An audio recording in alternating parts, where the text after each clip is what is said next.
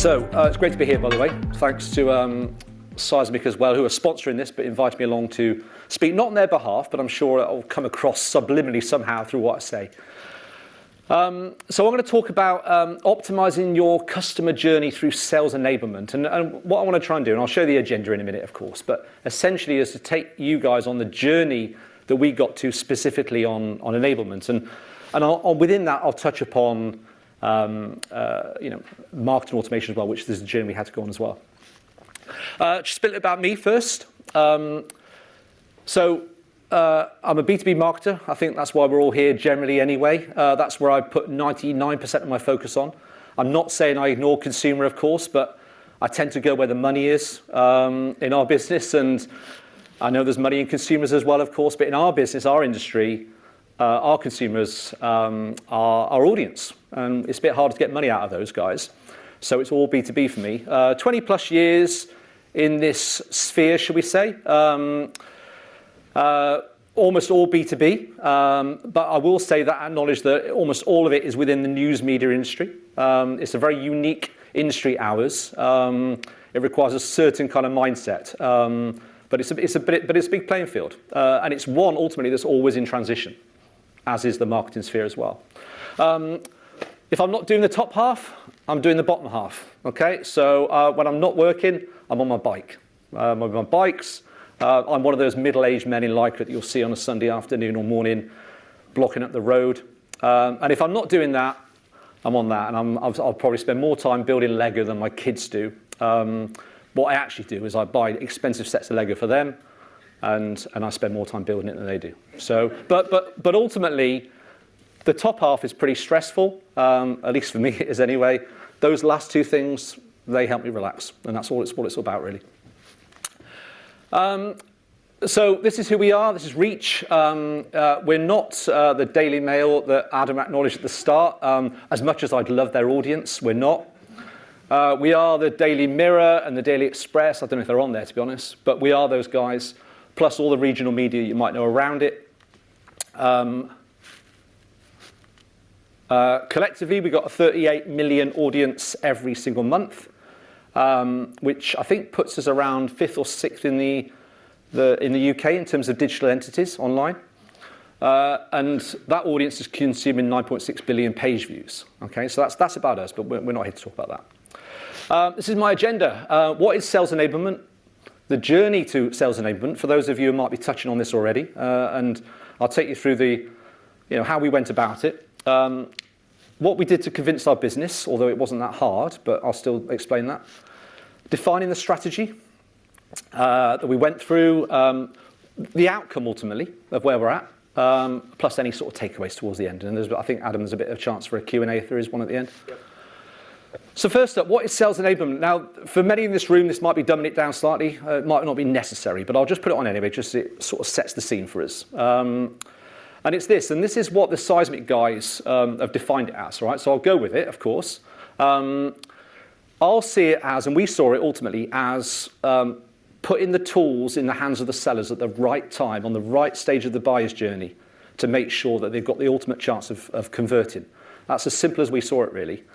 Within that, of course, was the automation piece, but that's how we saw it.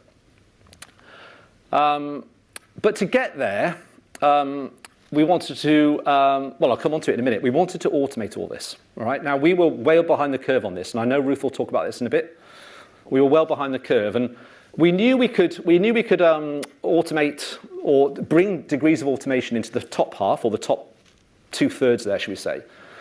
But it's that bottom half, bottom quarter there. What could we do with that? Just hand it over to the sales guys. That's what we were doing. But could we do better with that? Was there something else we could do? And we ultimately hit on we could, and this is the journey to sales enablement we got to. Just a couple of stats for you to set the scene. 89% of consumers make decisions based on experience ahead of price and product. And I think this is pretty valid. These stats, of course, are from Forrester in this case, but I'll buy into that myself. I'm sure many of you will as well. I'm a B2B buyer myself, and when I look at this sort of stuff, yes, they have to tick the box of the product. They have to tick the box of the price, but ultimately it's the experience that's going to win over, and that was the mindset we took from it.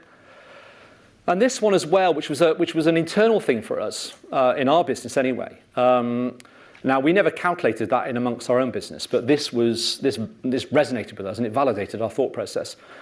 70% of marketing content was unused by sales. In fact, it was probably a lot higher in our business. So that kind of set the scene of what we wanted to do and where we got to. The journey to it. So this is what we looked at really. And these are market relevant pieces, but they are absolutely applied to our business. Struggling to scale our resources across the whole business. We became very centralized at some point in the last 24 months. And then to scale that out, that was a problem. We had zero insight to improve our sales assets. We literally had no feedback at all about whether or not something was working or not working, which I can come on to in a bit as well. Huge, massive inconsistency in our go-to-market messages. From a marketing point of view, and I said on that funnel at the start there, to agree we could control some of that stuff, but once it got to a seller, it was over to them. And we struggled to maintain and control that. Sorry, I've clicked ahead there. Content not targeting the buyers, not nearly enough anyway. These were problems we encountered. And poor communication between sales and marketing. I know that's a bit of a cliche, sales and marketing, but certainly in our business, very much chalk and cheese. We've all got the same goals, give or take, but completely different mindset of how we go about it. So those are the challenges we faced, and we felt that Sales Enablement could actually assist with us. And this isn't a quote from our team in our business, by the way, but if I asked one of our sellers, they could probably quote this word for word, to be honest. This is where we were at. My favorite presentation is saved on my desktop. I know it works, and I just changed a couple of pages. So that's where we were at. And so the ultimate thing was we knew we could get kit and tech in the business that could manage this for us. But we wanted to actually connect it all up. And that was the first part we did. It wasn't a case of, can we buy something that manages for us? Can we connect it all up? So this was our kind of maturity chart we went on, really. And around 2 years ago, if not 2.5 years ago, we were around here. We didn't have an awful lot going on, to be honest. And I'll show you what we did have on the next slide. We were started scoping out lead score, and we built some models, all that sort of stuff, but we didn't have an awful lot going on. We moved through to this sort of stage, and then ultimately to March last year, and the pandemic kind of worked in our favour here. And I know obviously there was a lot of winners and losers from COVID, and I'm not even going to dwell on any of that. But one of the benefits ultimately for our business that enabled this was the fact that the pandemic ultimately blitzed our business operations. I don't know how it did for everyone in this room here, but we took a huge revenue bath. We were almost at ground zero in that respect. So what that meant was, then we start talking about bringing in tech and automation and sales enablement and that sort of stuff. There wasn't a lot to risk. It was almost like we can't make it worse. We can only add to it. So it kind of set the foundations really for enable this really, which was a benefit, although obviously we took the huge hit in business. But that period really from March 2020 through enabled to set all the stuff I'll take you through now. I'm probably being a bit ambitious when I say we're at that lead in transformative stage now. We're probably not there yet, to be honest. But we're certainly on the right path, and I hope you'll see that on the next few slides. So this was our tech stack in around, well, probably start of March really last year.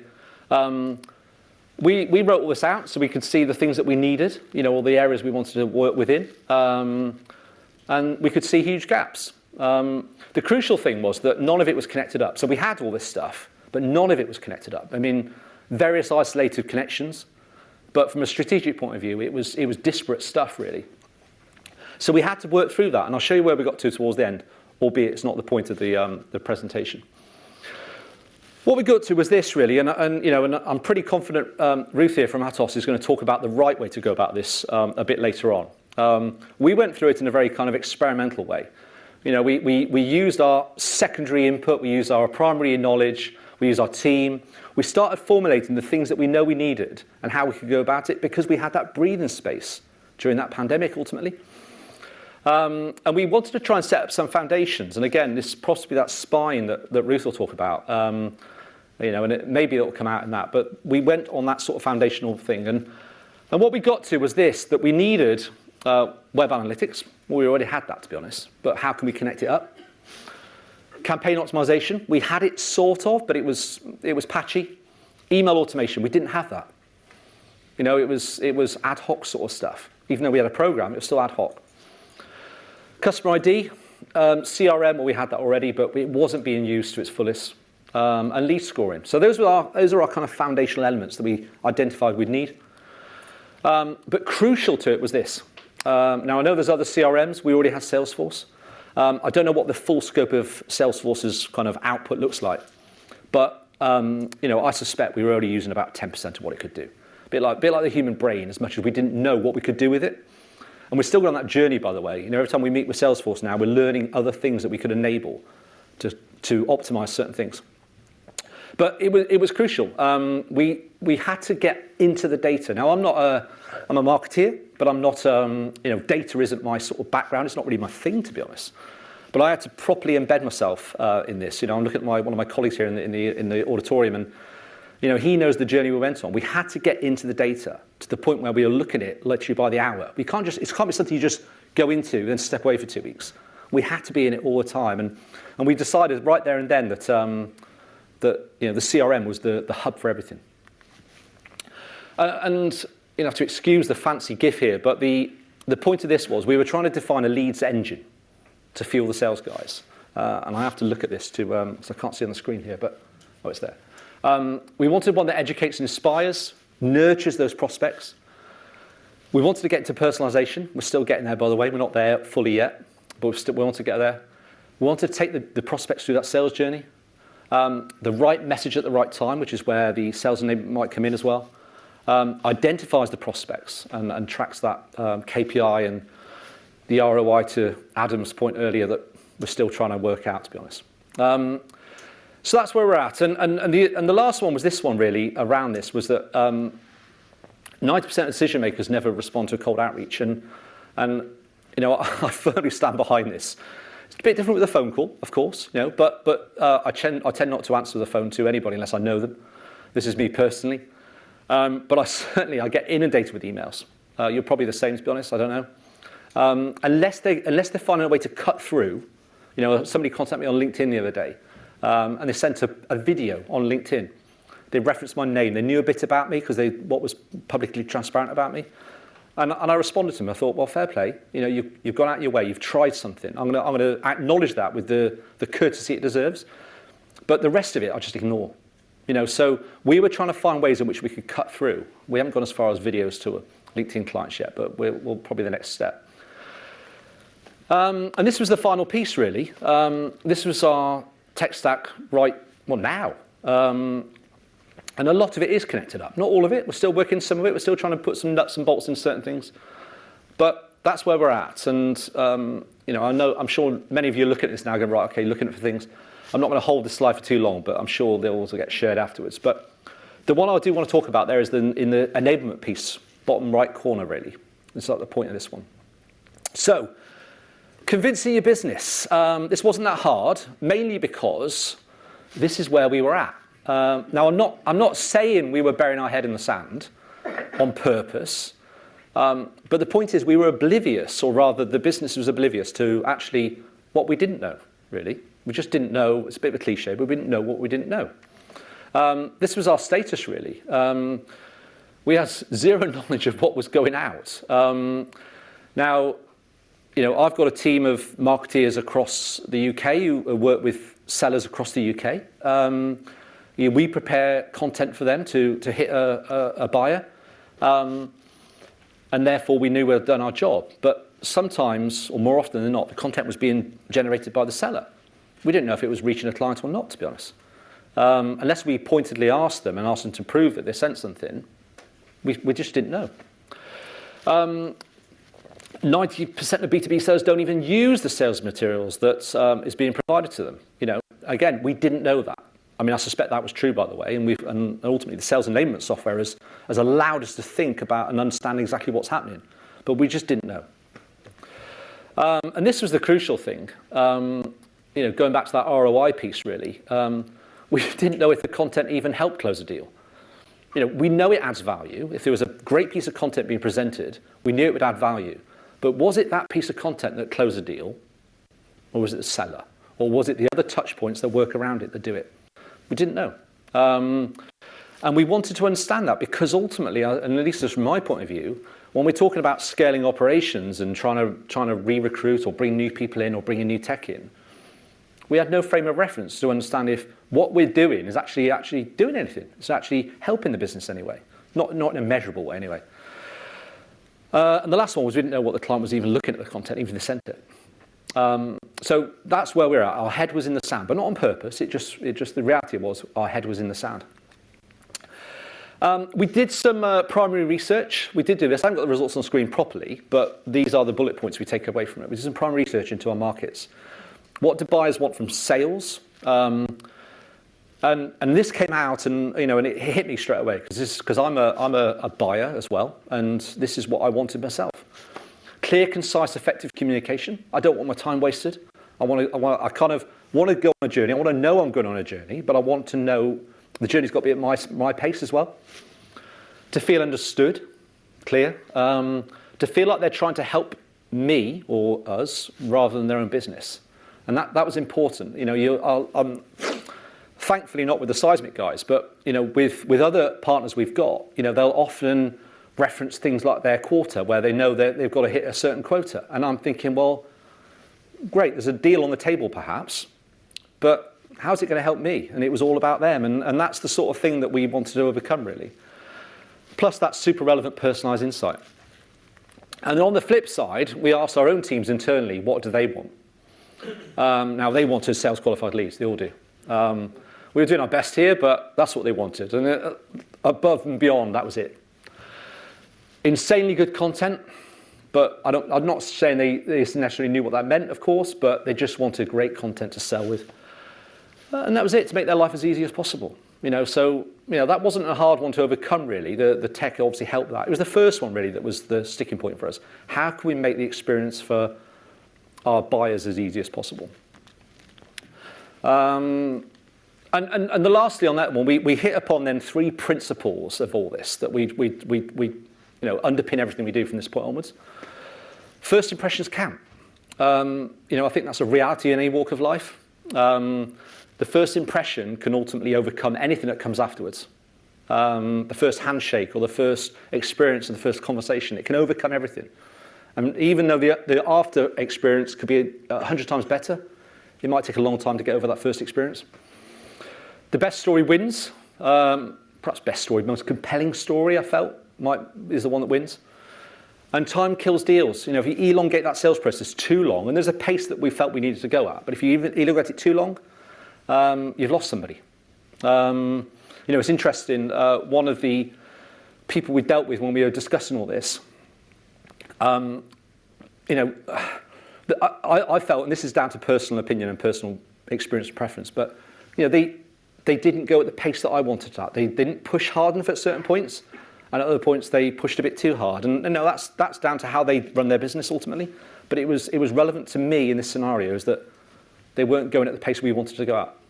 So that was our principles. Now we got to our strategy. This underpinned our strategy.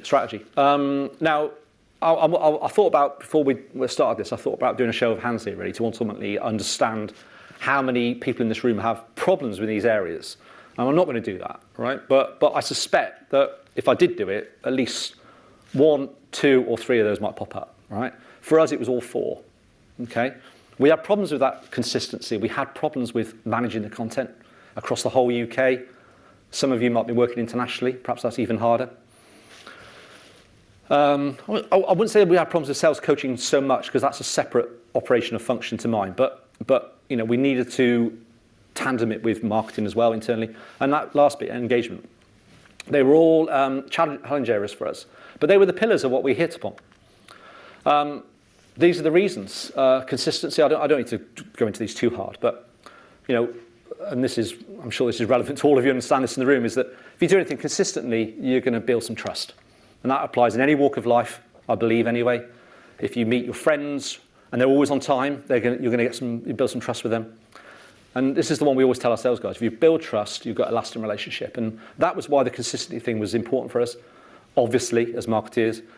And this is why Sales Enablement helped with that. On this one here, really, around the content management. Now, obviously, it's an attractive slide to explain this, and there's a journey there, right? But what we're looking at here was around this bottom area, obviously not bottom area, the decision retention phase, should we say. We had low content adoption through our customers and our salespeople, zero feedback on what we were doing. We have to say ineffective meetings. We don't really know if they were effective or not, of course, but unless it closed revenue, of course. But we felt that ultimately they weren't as effective as they could be. And that poor buying experience, that was key to it. So in that area there, we wanted that to manage the content. And then sales coaching. Now this is a stat, and I apologize, I haven't got all of these reference with sources, have I? But you know where they'll all have come from. Either Forrester or Gartner or one of those sort of people. I'll get those afterwards for you if anyone wants to know. But this is a market stat here, but it wasn't far off where we were at. Most of our sales managers spending less than 30 minutes coaching each week. And again, Sales Enablement, which I'll come on to, it helped with all that. It let us understood what was hitting the buyer at the right time, where it was at, and ultimately the sales manager could then react to that and actually coach their people through it.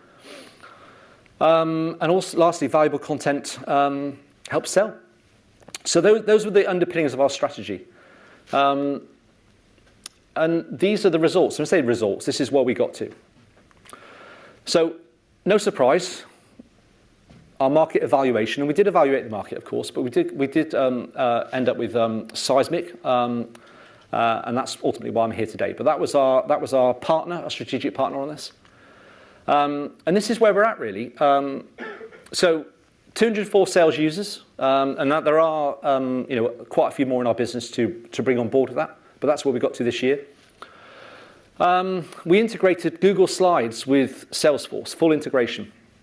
Now, the Seismic guys tell me that that's actually quite a unique use case in their operation in our business. Some of you might work your business differently. Some of you might be pushing out content, on rails essentially, almost like brochures, or there might be pre-prescribed content you want to push out at certain times. What we had in our business ultimately, and I don't know if it's to our discredit or to our service, I'm not sure, but our sellers were very much used to generating their own content. Now, that has mostly come from marketing, of course, but they were still bespoking it at each stage. That's how they worked. It worked for them to an extent. And we wanted to make sure we could maintain that sort of autonomy on their part, really, that empowerment. That meant it was a challenge, but we overcame it, working closely with Seismic. What we've got ultimately is that our sellers can move slides around, they can move content around, they can pull content from all areas, like within seconds, to build out a presentation or a piece of client-facing content. But anything they want to edit, they can go straight into Google Slides, which is what we use, directly inside Salesforce. Okay, so they're actually editing content out in a native environment they're familiar with inside Salesforce, linked to the account or the lead, ultimately. So it's a brilliantly simple, although obviously in the background, immensely complicated process, but it works superbly. And these are kind of like the headlines from Seismic, but we've got it all. So recommend and predict content. So the software that we've got and the system we've integrated is going to serve up, and it surfaces up content at every stage of the buyer's journey, if we've got the content in place, of course, and that's an evolution we're going through. Intelligent search. Now, there's a lot of work going in the background on this, of course, to set it all up by us and also our Seismic, our guys there. But the search is brilliant. It works not dissimilar to Google in terms of how quickly it will serve up content, which means that our sales guys are ultimately in Salesforce. If they want something, they just have to put a keyword in, and up it pops. Superb. Automatic personalization. That's used sometimes, not all the time, but that means that data is flowing from Salesforce into the content, so that either the seller's name, account details, the business name, business contact, sector, all that sort of stuff, is being presented up automatically in a unique piece of content. We can track response and engagement, when something's being opened, when something's being looked at, how often it's being looked at. for how long it's been looked at. We never had that before. Plus data integration. So we're still evolving through this, of course, but we can bring data sheets into it. So content and audience is updated on the fly as and when it's updated elsewhere in the business. There's a live integration we need to explore, but we're not there yet. But all of that is possible, and certainly the first part is integrated already. So that's what we implemented. This is kind of what it looks like. I won't cover off this in too detail, but that's where we're at. That's our platform. There's our content. That's showing it on the browser, of course, but it's accessible exactly as you see there, really, inside Salesforce. And this is the kind of builder that people go through, and I can't show you on screen here, but it's so fast. The guys the sellers have never had an experience like this where they can just move things around, pull it from anywhere. There's none of this kind of emailing their colleagues to go, has anyone ever used this? Or has anyone got anything I can use to speak to that client? It's all available and surfaced up almost instantaneously for them. And these are kind of our results, really. It's been a 12-month process so far. That's all it is, really, but it's a journey we've been on. We have got 100% active monthly users. We've got a 59% client viewing rate. Now, I didn't know if this was good or bad, really, mainly because we had nothing to go on. We didn't know if anyone was even looking at stuff before, let alone how often or what like that. So 59% seems pretty good. At the very least, it's great to know that what content is being looked at. And I think ultimately what we have learned is that that figure is almost always directly rated towards the end of the selling cycle. So cold outreach, less so, of course. But when that regular touch point is going on and the deals get near closure point, that's often where that viewing rate comes in. Focused content generation. So, and this is really important for me and my team, is that until now, I'll tell you right now, we have over 2,000 or 3,000 pieces of individual content in our business that could be used in a selling journey. We didn't know how much of that was being used or not being used. This now tells us, right? Now, I'll tell you what we can say is that almost 70% of it, going back to the earlier stat, is not being used. We can tell that from the system itself. So that gives us a chance then to go, right, does it need to improve? Can we just bin it off altogether? Can we evolve it in any way? Can we surface it in front of our sellers to make sure that they know about it or it's more relevant at certain times? And the last one there is £1.2 million of influence revenue. Now, again, ROI piece, it's a bit trickier to connect that dot up, of course. But we can say that amongst the deals that were closed where seismic was used or sales enablement was used, that was the ultimate outcome, really. And again, going back to the earlier part, we never had that. And just as a last one, really, this is our next step of evolution, which we're discussing at the moment, really. And I just want to tell you, where we're heading at, really, is we're trying to work through a program at the moment whereby, a lead is acquired through the website, standard sort of stuff. The lead flows into our CRM, standard sort of stuff.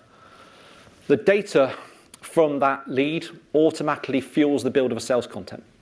So, sector, client name, business, scale, all that sort of stuff, the turnover that we might be able to come in from other sources. All of that will fuel the content that needs to go into something automatically. The content is passed back into our CRM at lead level, within a few minutes, to be honest. And that is then dispatched out as an auto email responder, acknowledging the inquiry, of course, that's standard sort of stuff, but actually serving up a piece of content that's, in many ways super relevant to their original inquiry.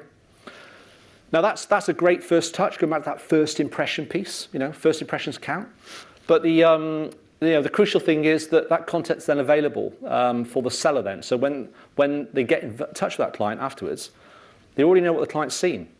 Hopefully they've actually seen, they've opened it, they've looked at it, they know exactly what they've looked at within that piece of content, and they've ultimately got then something they can build upon. Now, we're not there yet, by the way, we're working through that at the moment, but that's our next step of evolution, really, in this realm. And I think that's it, really. I don't know if I'm on track or not, to be honest, Adam, but this is brilliantly fine, and time for questions as well. But that's it. And so I just thought I'd leave you with 3 takeaways, really, just so that you can do this, I suspect, without CRM. but I can't honestly say I could advocate it. CRM brings it all to life. In fact, I don't know if you can do it without CRM. We never delved into it. It seemed nonsensical to us. But if you're thinking about it, connect it up to CRM.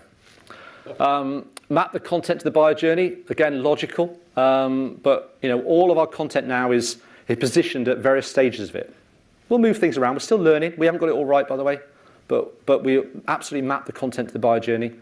And again, optimize with automation. And again, I'm pretty sure Ruth is going to tell you a far better story around that than I will. She's shaking her head. But all of this comes to life with automation, and we're nowhere near the end journey for us, really. And as I said at the start, we started off 18 months ago. But I'm pretty proud and pleased with where we got to be honest. And I'm looking forward to learning a bit more today. So those are our takeaways. There you go.